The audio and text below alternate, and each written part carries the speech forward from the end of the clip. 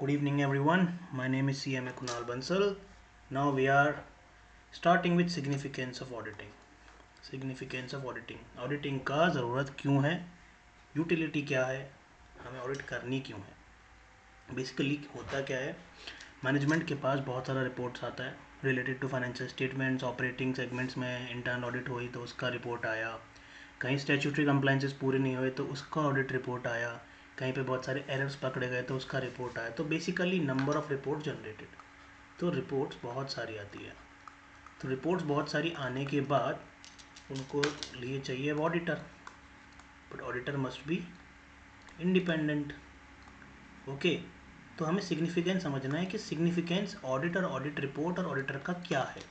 Actually में जब हमारे पास एक ऑडिट रिपोर्ट आती है तो उसका कंप्लायंस भी होता है, that we have to follow the SAs standards of auditing. But अब ऑडिट रिपोर्ट बनाने के बाद क्या, ऑडिट रिपोर्ट बनाने के बाद क्या कि हमें लीगल कंप्लायंसेस में उसको सबमिट करनी है। फॉर एग्जांपल टैक्स ऑडिट में हम लोग टैक्स ऑडिट रिपोर्ट सबमिट करते हैं।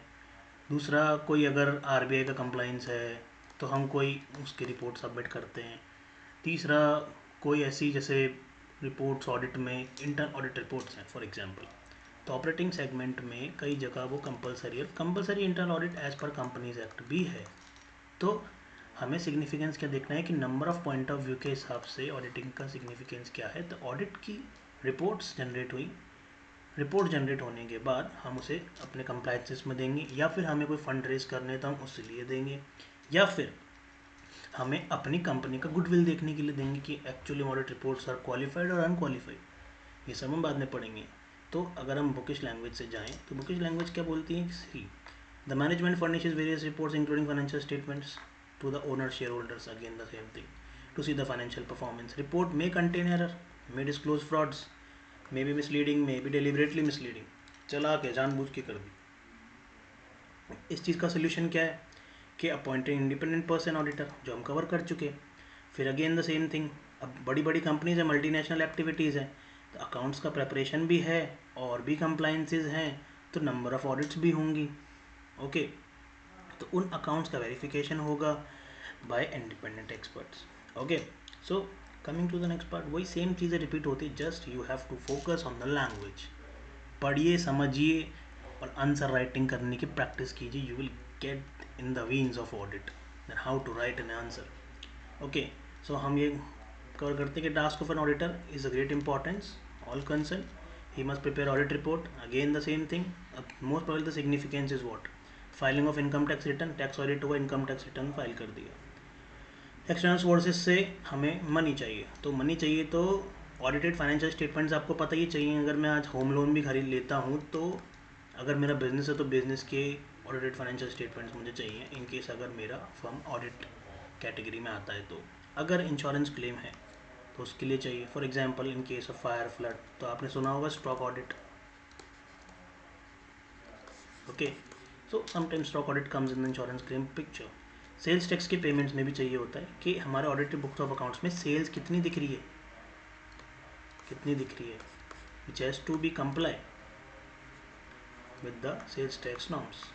ओके, एक्शन अगेन बैंक्रप्सी, अगर कोई बैंक्रप्सी हुई है किसी की और तो इंसॉल्वेंसी केस में है तो ऑडिटेड फाइनेंशियल स्टेटमेंट से पता लगेगा ना कि वो कंपनी देने लायक अवस्था में है कि नहीं है।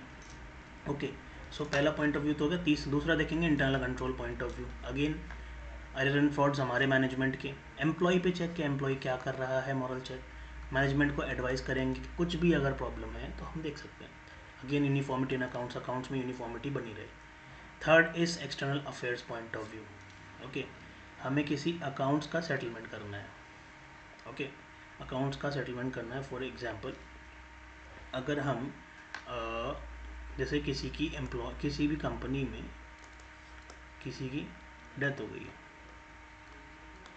फॉर एग्जांपल पार्टनरशिप फर्म ले लो, तो पार्टनरशिप फर्म में किसी की डेथ हो गई है तो हमको फिर से पूरा प्रोसीजर करना पड़ेगा, कैपिटल अकाउंट देखने पड़ेंगे, ये सब देखने पड़ेंगे। लेकिन इन सबको देखने के लिए इनका ऑडिटेड होना बहुत ज़रूरी है, तो एक्सटर्नल सेटलमेंट्स के लिए भी सेम है। तो आप बुक से पढ़ लीजिएगा, मैं एक समराइज फॉर्म में बता देता हूँ कि समराइज फॉर्म में अगर हम सिग्निफिकेंस देखें तो हमारे पास 3 पॉइंट ऑफ व्यू हैं। पहला है इंटरनल कंट्रोल, दूसरा है एक्सटर्नल कंट्रोल और तीसरा हमारा लीगल कंप्लायंसेस। ओके, इसका हेडिंग इंस्टीट्यूट ने दिया है legal point of view. So 3 point of view हमेशा याद रखने, इंटरनल, एक्सटर्नल एंड लीगल। तो बेसिकली हर किसी के 3 पॉइंट पढ़ लीजिएगा, you will get to good marks. But we do have inherent limitations of an audit. What are the inherent limitations? हर चीज़ के, हर सिक्के के 2 पहलू होते हैं। ओके, तो ऑडिट का भी दूसरा पहलू है कि एक्चुअली में उसके क्या क्या लिमिटेशंस हैं। अब ऑडिट का एक्चुअली में ऑब्जेक्टिव क्या होता है कि हमारे फाइनेंशियल स्टेटमेंट्स का ट्रू एंड फेयर व्यू बता सकें, लेकिन फ्यूचर वायबिलिटी बताएगा वो? आज तो चलो ठीक है, स्टेटमेंट सही है, आज ऑडिट हो गई सही है, लेकिन कल के बारे में बता सकता है? कल के प्रोस्पेक्ट को बता सकता है? नहीं। ओके, तो स्कोप ऑफ ऑडिट भी डिटरमाइन एक लिमिटेड एक्सटेंट तक होता है, determined by the terms of engagement, determined by the terms of relevant legislation and pronouncement. For example, scope of work में सिर्फ कॉन्करेंट ऑडिट है किसी डिपार्टमेंट की, तो वो स्कोप लिमिटेड हो गया। किसी रेलिवेंट लेजिस्लेशन में दे रखा है कि स्टेट ऑडिट होनी है तो स्टेट ऑडिट ही होगी, लिमिटेड है। किसी भी कंप्लायंस को चेक करना है तो उस कंप्लायंस से रिलेटेड जो स्कोप ऑफ वर्क है वही चेक होगा, तो that is a limited extent, तो दैट इज़ अ लिमिटेशन कि हम दूसरे स्कोप ऑफ वर्क में सिर्फ टच कर सकते हैं, घुस के नहीं देख सकते, क्योंकि this is not the part of our engagement letter as well. Okay, तो while the auditor is responsible for forming and expressing his opinion for the preparation, whereas management responsibility also includes the maintenance of adequate accounting records and internal controls.